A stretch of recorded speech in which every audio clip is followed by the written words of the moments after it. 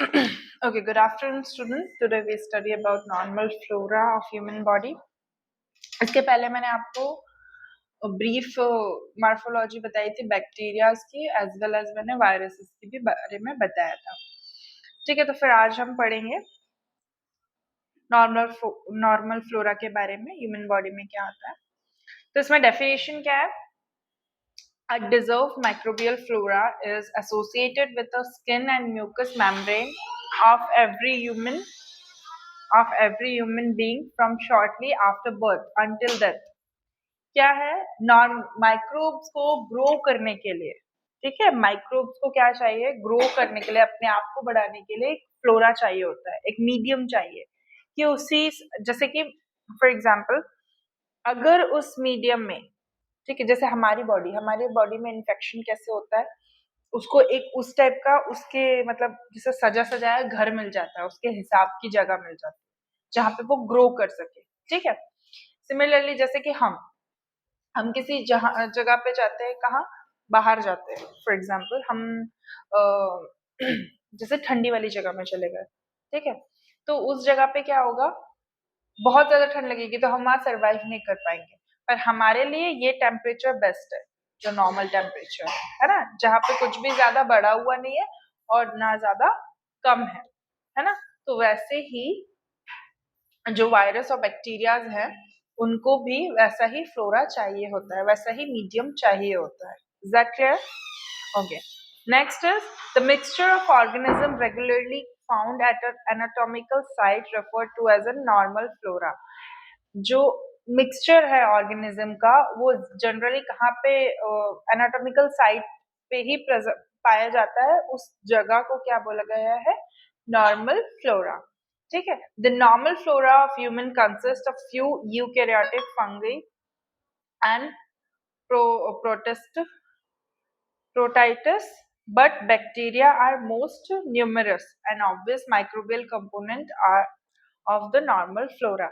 ये human body में eukaryotic जो सेल्स है, उनमें जो फंजाइज होती है, यूकैरियोटिक फंजाई जो होती है, मतलब यूकैरियोटिक मतलब जिसमें मल्टी सेल्स होती है, ठीक है, मल्टी सेल्यूलर जो होती है, ठीक है, वो उस बैक्टीरिया को के साथ कंबाइन होके नॉर्मल फ्लोरा में ग्रो होने में उसको हेल्प होती है, इसको बैक्टीरिया को. ठीक है. तो नॉर्मल फ्लोरा ऑफ स्किन किस तरह के बैक्टीरिया हो सकते हैं? देखो, स्टेफाइलोकोकस एपिडर्मिस, जिसको हम एपिडर्मिस भी बोलते हैं, ये मेजर इनहेबिटेट है स्किन का, स्किन में पाया जाता है ये हमारे स्किन के सरफेस में. ठीक है. It makes up more 90% resident aerobic flora. ये क्या बनाता है? 90% ये क्या होता है? एरोबिक फ्लोरा होता है. एरोबिक फ्लोरा मतलब डिपेंड्स अपॉन द ऑक्सीजन, और एनारोबिक जो होगा, जहाँ पे वर्ड एनारोबिक होगा, जिसको एब्सेंस ऑफ ऑक्सीजन, मतलब वो जहाँ पे ऑक्सीजन नहीं भी होगा तो भी वो सरवाइव कर पाएगा. ठीक है. नेक्स्ट है स्टेफाइलोकोकस एनेरीज. स्टेफाइलोकोकस एनेरीज में कॉमन साइट है कॉलोनाइजेशन की, 10% मोर और 40% मोर नॉर्मल इन अडल्ट. ये क्या करता है? एडल्ट में ज्यादा होता है. ये कहाँ पे? वॉल्वुलर स्किन में प्रेजेंट होता है. वॉल्वुलर स्किन मतलब कहाँ होता है वॉल्वुला? हमारे वजाइना में जो वेस्टिबल पार्ट होता है वॉल्वुलर होता है, वॉल्वुलर. ठीक है. वॉल्वुलर इन द सेंस कि एक तो हमारे यहाँ अपने नेजोफेरेंक्स के यहाँ पे वॉल्वुलर होता है, ठीक है, और दूसरा जो होता है वो हमारे विजाइना के वहां पे होता है. ठीक है. तो जो यहाँ पर नेजोफेरेंक्स के यहाँ पे होता है, ये वहां के वॉल्वुलर की बात कर रहे हैं. ठीक है. दो तरह के वॉल्वुलर, कभी भी कंफ्यूज मत होना. नेजोफेरेंक्स के अगर इधर की बात करें तो नोज के तरफ पे जो इन्फेक्शन है उसकी बात हो रही है. ठीक है. फिर आता है माइक्रोकोकी. देखो यार, the nose and the perineum are most common site. ठीक है. पेरिनियम, नोज और पेरिनियम. पेरिनियम किसको बोलते हैं हम? हमारे जेनाइटल ऑर्गन्स को. जेनाइटल ऑर्गन्स कौन से है? Reproductive organ. ठीक है. वहां पे भी वेल्वुला होता है, और मतलब ये दोनों ही जगह कॉज कर रहा है. ठीक है. और नोज के यहाँ पे भी वॉल्वुलर होता है, इसीलिए मैंने तुमको बोला कि दोनों जगह होता है, कंफ्यूज मत होना, या नोज में भी हो रहा है, पेरिनियम में भी हो रहा है, ठीक है। Next is micrococci. Micrococci are frequently present in normal skin. ये कहाँ होता है? Normal skin. द प्रीडोमिनेंट, जैसे माइक्रोकोकस लेटस प्रीडोमिनेंट स्पीशीज है, usually 20 to 80% of micrococci isolated होते हैं स्किन से, मतलब ये स्किन पे होता है पर इतना ज्यादा इफेक्टिव नहीं होता है, ठीक है। फिर आता है diphtheroids. The term diphtheroids is denoted in a wide range of bacteria belonging to the genus corynebacterium, corynebacterium. anaerobic diphtheroids, and most common area is sebaceous gland. Diphtheroids कहाँ अफेक्ट करते हैं? सबशियस ग्लैंड में। सबशियस gland कहाँ present होती है? सबशियस gland कहाँ present होती है? एनाटॉमी में पढ़ा नहीं तुम लोगों ने?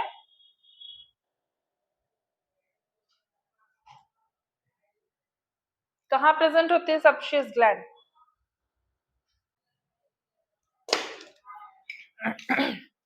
okay, subspacious gland of cyanobacteria not classified in the classified in the acnes, जैसे क्या प्रोपिनोबैक्टीरियम acnes, ठीक है, is seen in the 8 times more frequently in a progranulums in acne lesions. अब समझ में आया सबशियस ग्लैंड कहाँ होती है? तुमको यहाँ होती है हमारी सबशियस ग्लैंड्स, ठीक है, ये हमारे हेड में है। मैंने तुमको उस दिन भी बताया था, हमारे यहाँ बालों में जो ऑयल सिक्रीट करता है वो हमारे सबशियस ग्लैंड से ही सिक्रीट होता है, ठीक है। अगर वहां के पोर्स खुले नहीं रहे, ब्लॉक कर दिया, तो हमको क्या हो जाएगा? पिंपल्स हो जाते हैं।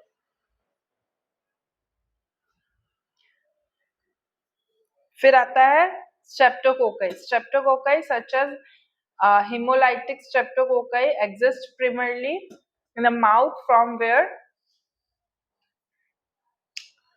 rare intense spread in the skin. ये क्या होता है? कहाँ पे प्रेजेंट होता है? हमारे माउथ में, स्ट्रेप्टोकोकाई, ठीक है। फिर आता है gram negative bacilli. Gram negative bacteria seen in a web axilla. इनके क्या, ये कैसे दिखने में होता है? Web of the webs and axilla, moist areas में।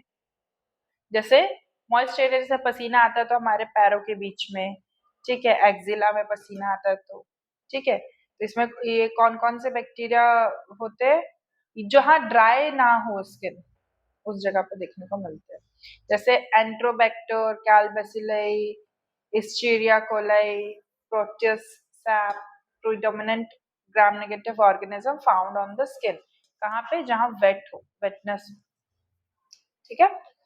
फिर आता है नेल फ्लोरा। नेल में कैसे ऑर्गेनिज्म आते हैं? देखो, नेल्स, नेल्स, इसलिए मैं बोलती हूँ नेल्स कट करके रखा करो। दिखाना, वो दिखाना। फिर नेल्स फ्लोरा। नेल्स फ्लोरा में microbial of the normal nail are generally similar that on the skin, जिसमें एस्परगल्स, पेनिसिलम, कॉल्डोस्पोरियम और Mucor major type of fungi रहती है, जो कि नेल्स के अंदर पाई जाती है। इसीलिए we should always cut our nails. समझ में आया? Oral and upper respiratory tract flora. देखो उसमें कैसे कैसे टाइप के इन्फेक्शन होते हैं।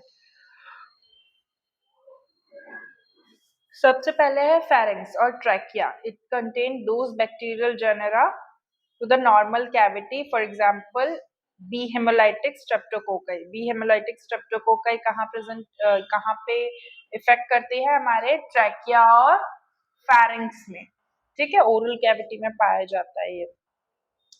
और एनारोब स्ट्रेप्टोकोकाई बैक्टीरिया ये कहाँ पे प्रेजेंट होते हैं? फेरिंक्स में, ठीक है। हीमोफिलस, माइकोप्लाज्म, निमोकोकाई, ये कहाँ प्रेजेंट होते हैं? फेरिंक्स में। Next is upper respiratory tract में कॉलोनाइजेशन होती है, ठीक है, कॉलोनाइजेशन होते है, जैसे निमोनिया करना है तो पहले वो एल्वेलाई को डैमेज करेंगे, तभी तो निमोनिया कॉज होगा। तो वो पहले कॉलोनाइजेशन करते हैं, ठीक है, फिर वो अटैक करते हैं। Is that clear? Next is gastrointestinal tract flora, GI tract.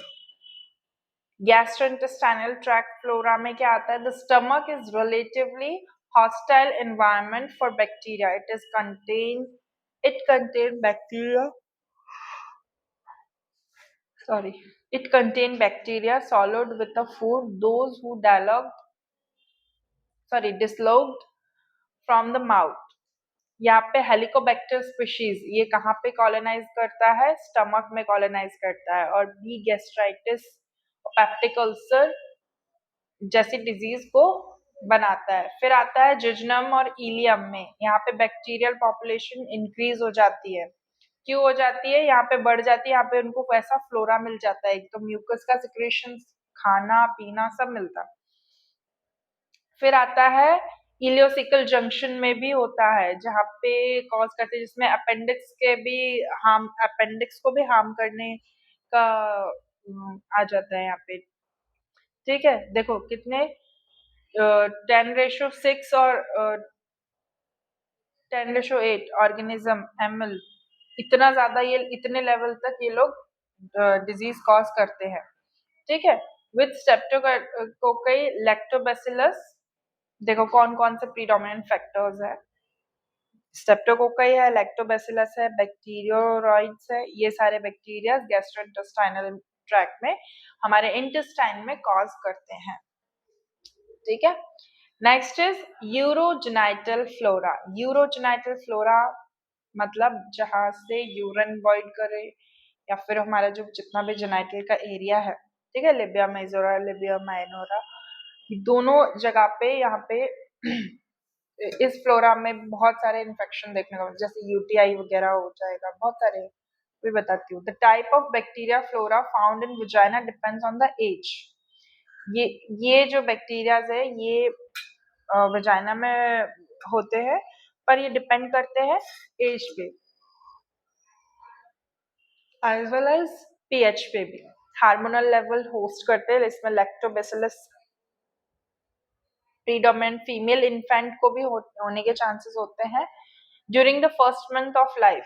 मतलब जब बच्चे जो छोटे बच्चे रहते हैं ना, वो जब उनका 1 महीने के होते हैं, तब मतलब बच्चों को इतना कोई ध्यान नहीं देता, तो उनको क्लीन अगर हाइजीन मेंटेन नहीं रखेंगे तो फीमेल जो इन्फेंट है उसको ये चीजें होने के चांसेस होते हैं। ड्यूरिंग द टाइम ऑफ डिप्थोराइड्स और एपिलिडेमिस, स्ट्रेप्टोकोकाई और ई कोलाई बैक्टीरिया, ये सारे क्या करते हैं?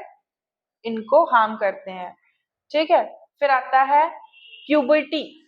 प्यूबर्टी के टाइम पे भी होने के चांसेस हैं, अलग तरीके का फ्लोरा रहता है। वुमेन एक्वायर्ड एडल्ट फ्लोरा, इसमें कौन कौन से? साइनोबैक्टीरिया, पेप्स्टोरो, स्ट्रेप्टोकोकाई, स्टेफाइलोकोकाई, स्ट्रेप्टोकोकाई, और यहाँ पे बैक्टीरियोइड्स प्रीडोमिनेंट, ये सारे बैक्टीरिया एडल्ट में या फिर प्यूबर्टी वाली वुमेन्स, क्योंकि तो विजाइनल डिस्चार्जेस होने के चांसेस होते हैं, तो विजाइना से डिस्चार्जेस होते हैं, ठीक है, और पीरियड्स वगैरह होते हैं, तो उसके कारण भी ये सारे बैक्टीरिया वहां पे कॉज करते हैं। ठीक है, फिर आता है कंजू कैविटल फ्लोरा। इसमें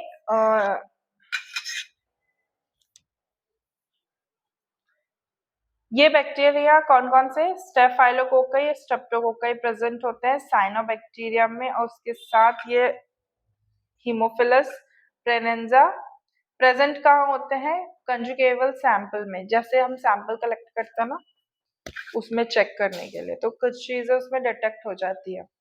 ठीक है, so that is the human normal flora.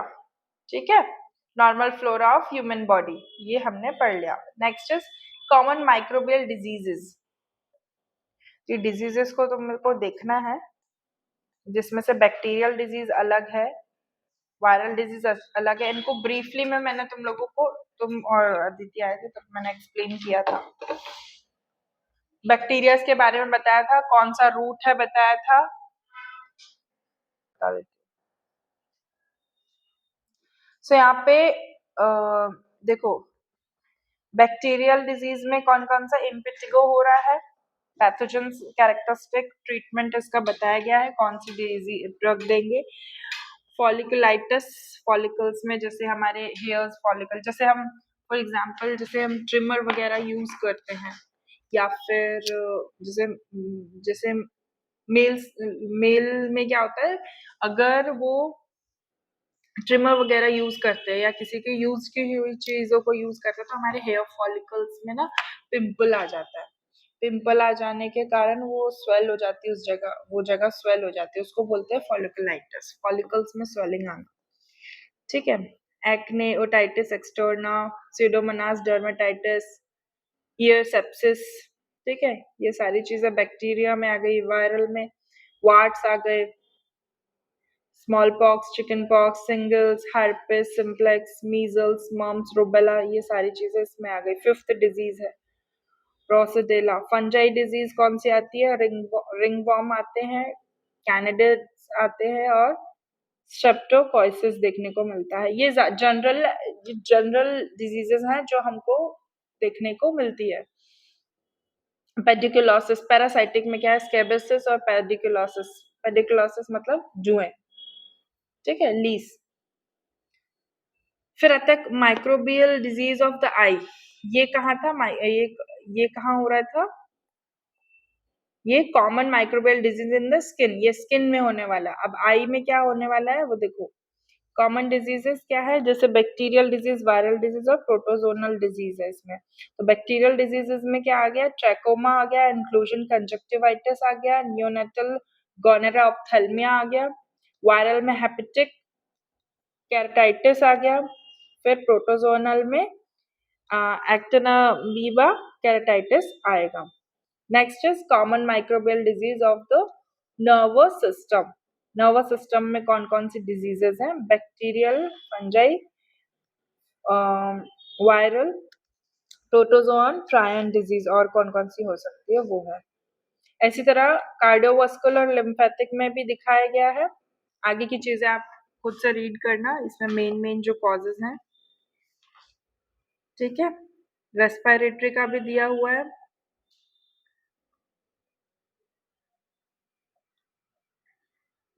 Urinary, सब कुछ। हम नेक्स्ट आते हैं method of the study of microbes, culture, isolation and microbes. Culture media. Culture media क्या है वो पढ़ेंगे। ठीक है, तो कल्चर पे आओ। Culture media definition: the consistent growth of the survival of microorganism depend on the adequate supply nutrient favorable environment condition in which growth is supported. A solution contain these nutrients so prepared directly used for growth and multiplication of the microorganism is referred to as a culture media. Culture media के बारे में मैंने आपको पहले भी बताया था infection वाले में। उसमें क्या है, कैसे कल्चर किया जाता है, माइक्रो ऑर्गेनिज्म को न्यूट्रिएंट, ऐसा न्यूट्रिएंट और ऐसे फेवरेबल इन्वायरमेंट दे देते हैं और उनको ग्रोथ सपोर्ट, मतलब जितनी भी उनको ग्रोथ करने में सपोर्ट चाहिए वो दे देते हैं। उसके बाद उनका ग्रोथ कराते हैं, फिर उनको जो उनका मल्टीप्लीकेशन कैसे हो रहा है, मतलब वो अपने आप को कैसे बढ़ा रहे हैं, उसकी स्टडी करना, that is called culture media. वो ऐसा इसलिए करते हैं कि उसकी स्टडी हो, मतलब कैसे वो किस फॉर्म में ग्रो कर रहा है ना, गर्मी में ग्रो कर रहा है कि मॉइस्ट में ग्रो कर रहा है, वैसा एनवायरनमेंट देना, वैसा टेम्परेचर देना, ये सारी चीजें। Next is classification of culture media, जिसमें classification based on the nature of constitute ingredient, जिसमें synthetic media defined as a media और नॉन सिंथेटिक मीडिया जिसमें कॉम्प्लेक्स मीडिया भी बोलते हैं। दो तरह से क्लासिफिकेशन किया गया है, एक तो उसके नेचर और कॉन्स्टिट्यूट और इंग्रेडिएंट के हिसाब से, दूसरा उसके फिजिकल स्टेट के हिसाब से। ठीक है, तो इसमें पहला क्लासिफिकेशन है दो तरीके से, सिंथेटिक मीडिया और नॉन सिंथेटिक मीडिया, जिसमें डिफाइंड मीडिया आ गया और कॉम्प्लेक्स मीडिया आ गया. These are the media in which only pure chemicals is in defined in a concentration are used. Due to their own, due to known chemical composition, the media are useful for nutritional or bio metabolical study. ऐसा ये एक ऐसा media होता है जिसमें chemical define होते हैं और हाईली कंसंट्रेशन के फॉर्म में, हाईली कंसंट्रेटेड मतलब ज्यादा थिक कंसिस्टेंसी के होंगे, ठीक है. उस केमिकल कंपोजिशन को यूज किया जाता है as a nutritional supplement for the microbes, ठीक है. तो वो माइक्रोब्स को ग्रो करने में हेल्प करते हैं, ठीक है. तो ये इंग्रेडिएंट के फॉर्म में हो गया. Next is non synthetic media of the complex media, मतलब ये नॉन सिंथेटिक या फिर कॉम्प्लेक्स मीडिया में केमिकल कंपोजिशन बताएंगे उस कॉन्स्टिट्यूट के जो कि मतलब एग्जैक्ट केमिकल कंपोजिशन बताएंगे इसमें किसी भी बैक्टीरियल ग्रोथ को कराने में. इसमें हम और भी चीजें यूज कर रहे थे पहले वाले में, इसमें हम सिर्फ एक ही चीज यूज करके उनका ग्रोथ करवा सकते हैं. Next is classification based on the consistency. Sorry, इसमें 3 तरह के क्लासिफिकेशन आते हैं, है ना. तो अभी हम सेकंड क्लासिफिकेशन पढ़ते हैं. इसमें फिजिकल स्टेट के बारे में बताया, जिसमें liquid, semi solid media, liquefiable media और सॉलिड मीडिया. सॉलिड मीडिया भी आता है. तो इसमें लिक्विड मीडिया में क्या है, जैसे example use for liquid form, जिसमें न्यूट्रिएंट ब्रॉथ, ब्रुसेला ब्रॉथ और नाइट्रेट ब्रॉथ यूज किया जाता है. सेमी सॉलिड में क्या आता है, ये 0.5% लेस होता है अगार से, imparting to the custard consistency. इसमें सिस्टीन, ट्रिप्सिन और अगार मीडियम यूज किया जाता है, ठीक है.